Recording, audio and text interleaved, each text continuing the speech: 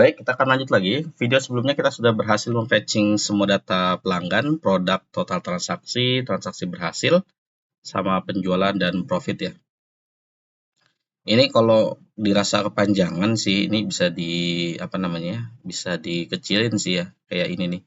Ini kan transaksi berhasilnya terlalu panjang ya kalimatnya ya.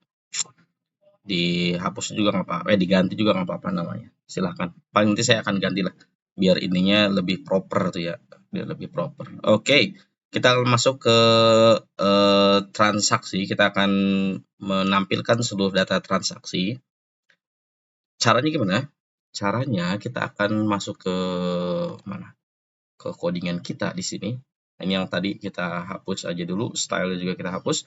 Kita balik ke dashboard karena kita akan merubah layoutnya. Kita bagi dua, sebelah kiri itu nanti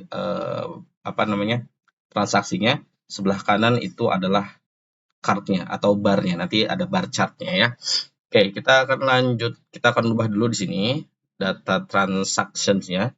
Kita akan hapus dulu, kita gunakan grid ya. Grid. Bagi yang belum tahu cara menggunakan grid, bisa dibaca di material UI grid ya. Dicari aja di sini. Ini saya kasih lihat ya. Material grid. Salah. Grid. Nah, di sini, jadi kita bisa buat seperti ini. Ini memudahkan sih untuk nanti web responsifnya. Jadi ada yang nanya juga di YouTube itu, Pak itu gimana? Kok dia belum web responsif? Ya memang belum responsif. Nanti kalau sudah berhasil, kalau sudah selesai semua, sebelum kita upload ke VPS, nah kita buat dulu responsif. Nanti itu belakangan aja ya. Gampang lah responsif. Nggak terlalu mikir banyak gitu ya. Tinggal merubah ukuran-ukuran aja sebenarnya.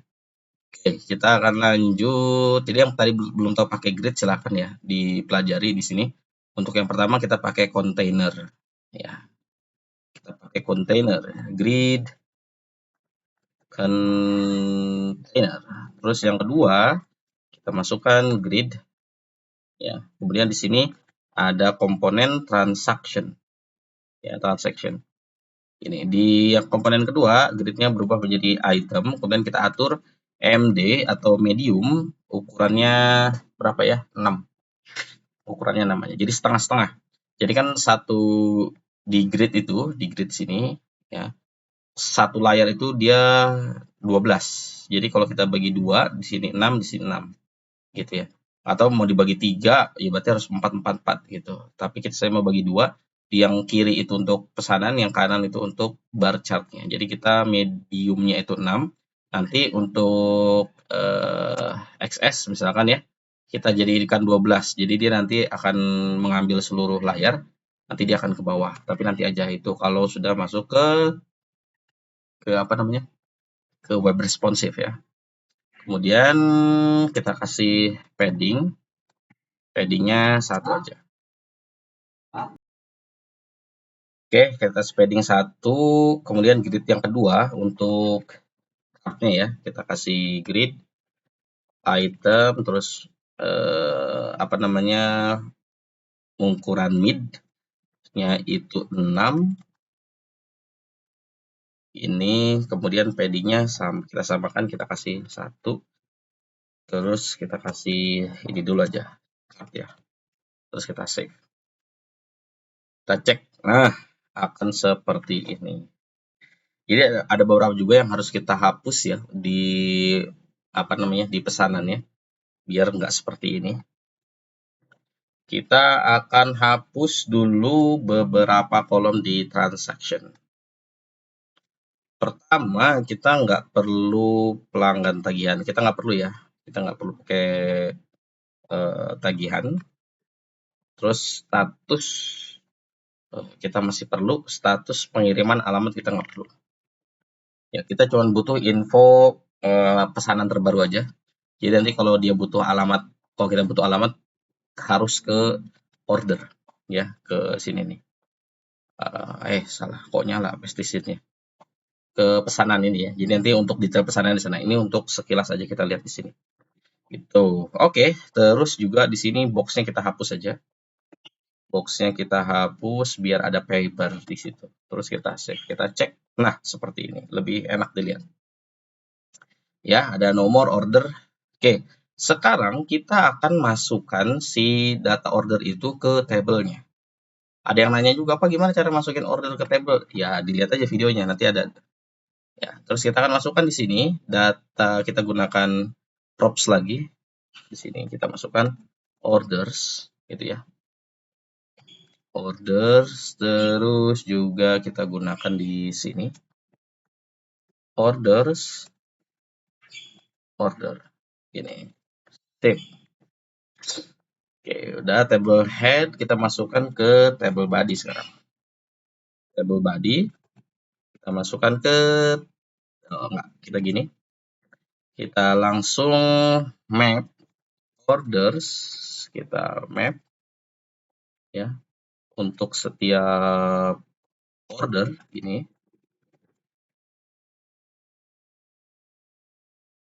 ada table row, terus kita masukkan table cell. Untuk table row kita perlu key ya, udah gitu juga ada nomor, berarti kita perlu menjumlahkan seluruh order, kita butuh yang namanya index. Index, key-nya kita pakai index saja, key index, kemudian di sini nomor 1 kita buat index plus 1. Kan indeks dimulai dari 0 ya, kita tambahin 1, jadi biar ada nomornya. Kita save, kita cek dulu. Nah, lihat 1, 2, 3, 4. Bisa kan? Kemudian di sini kita kasih line-nya, kita jadikan center. Terus kita save biar dia ke tengah. Oke. Terus order, dia order ID-nya ya. Kita cek dulu sebentar ya. Seperti ini. Kita cek dulu ada apa aja. Aduh, harus diklik berkali-kali nih. Kita lihat dulu ordernya. Biar besar lah. Data, nah kita gunakan order ID ya. Jangan pakai ID-nya, kita pakai order ID. Berarti di sini table cell lagi, line-nya center. Wait. Kita masukkan order ID. Terus kita save. Kita cek. Masuk. Nah, pelanggan harusnya kita sudah populate user ya. Di sini kita harusnya ada populate user, kita belum populate usernya. Sekarang kita akan populate dulu. Ya, kita akan populate dulu, balik ke kok sini. Ke user, bukan user, tapi ke routes. Kita ke order routes. Ya, order routes. Terus kita cari create from cart by order. Nah, get order di sini. Ini belum ke populate usernya nih. Populate path user. Oke, kita cek dulu di models order. Populate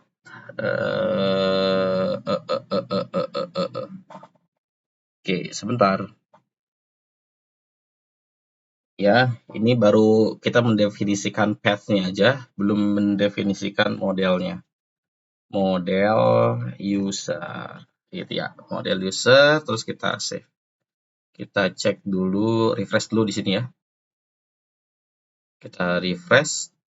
Oke, terus kita cek di sini order query, ya kita lihat dulu apakah berhasil terpopulate. Nah, usernya berhasil terpopulate ya, jadi lupa tadi masukin data modelnya. Berarti kita masukin di mana? Di transaction, kita masukin lagi order user dot apa? Name ya, dot name. Terus kita save. Kita cek. Nah, masukkan pelanggannya si John Chen. Tanggalnya sekarang kita akan masukkan tanggal. Bentar, ini usernya kita naikkan dulu. Oke, tanggalnya di sini ada created at ya. Kita akan merubah tanggal ini ya sesuai dengan punya kita. Kalau nggak salah kita udah bikin ya. Oke, tanggal kok kesini sih? Di sini ya. Di sini tanggal 2 apa dulu sih? Tanggal. Sorry. Masukin di sini. Table cell gini dulu. Oke. Tanggalnya kita akan buat dulu tanggalnya ya. Kita akan convert ke tanggal sesuai dengan format yang ada di Indonesia. New date. Kita akan ganti order dot created at ya. Terus to local date string. Kita tentukan ambil dari Indonesia aja formatnya. Terus kita definisikan year-nya itu numerik ya. Year-nya numerik. Terus month-nya kita ambil 2 digit aja. 2 digit. Kemudian day-nya kita ambil juga 2 digit. Terus hour-nya kita ambil juga 2 digit. Hour, minute kita ambil 2 digit. Terus kita save. Jadi nanti tahun, bulan, nih kita lihat ya. Tuh. Jadi kita ngambilnya seperti ini. Kita ngambil 22. Jadi tahunnya kita ambil numerik, bulannya kita ambil 2, jadi 06 gitu ya. Kemudian tanggalnya kita ambil 2, jadi 21 gitu. Kemudian jamnya juga kita ambil 2, 10, waktunya kita menitnya. Kemudian pakai format Indonesia ya. Jadi nggak ada AM PM. Ini jam 2 siang, jam 10 pagi, jam 2 siang. Kalau dia malam kan dia berubah ya. Jadi misalkan 21 atau 22 gitu ya. Nah, kita harus sesuai. Nah, status itu kita ambil dari ini aja ya. Status payment-nya aja ya. Berarti di sini kita ganti biar kita lebih jelas status kita rubah jadi pembayaran gitu ya. Status pembayaran. Di sini kita kopas aja order jadi sorry ya ada jualan. Payment status. Ya, kita cek lagi tadi payment statusnya. Terus kita save. Kita cek di sini. Nah, statusnya adalah settlement. Oke, kita berhasil memasukkan order ke table kita gitu ya. Tapi kita kasih nama dulu judulnya nih. Bisa kasih nama. Oh ya, kalau kita lihat dulu order route shape.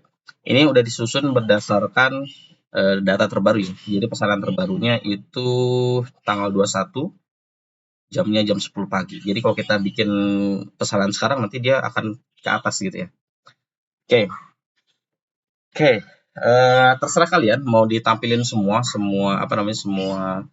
pesanan atau 10 yang terbaru juga boleh gitu ya. Nanti saya akan ajarkan gimana caranya kita ngambil 10 data aja. Jadi yang tampil di sini itu 10 data terbaru. Gitu. Oke ya. Kayaknya cukup video sekarang. Nanti video berikutnya kita akan ya. Kita akan mensortir dari total transaksi ini produk apa aja, kemudian kuantitasnya berapa. Jadi akan kita masukkan nama produknya berapa, banyaknya berapa. Jadi kita akan terlihat produk yang terlaris itu apa, sama kategori yang terlaris itu apa. Gitu. Jadi kita butuh analisa itu. Sebenarnya sih kalau mau dipakai real time juga gitu, benar-benar profesional itu harus ada tanggalnya. Kenapa? Karena nanti sebagai penjual kita tahu produk apa sih yang demand sekarang itu. Kemudian kategori apa yang demand itu. Kemudian tanggal mana aja, apakah tanggal 30 lah banyak yang membeli, yang notabene sebagian karyawan atau sebagian pekerja itu dia belum gajian, atau nanti di tanggal 5 sampai tanggal 10 misalkan meledak gitu pembayarannya. Oh, mungkin karena di situ karyawan itu udah punya gajian. Nah, itu sebenarnya analisa-analisa seperti itu juga perlu dimasukkan. Tapi karena ini hanya project aja, jadi belum sampai ke sana. Gitu ya. Tapi kalau mau dikomersilkan ya harus perlu dipertimbangkan itu sama kalian ya.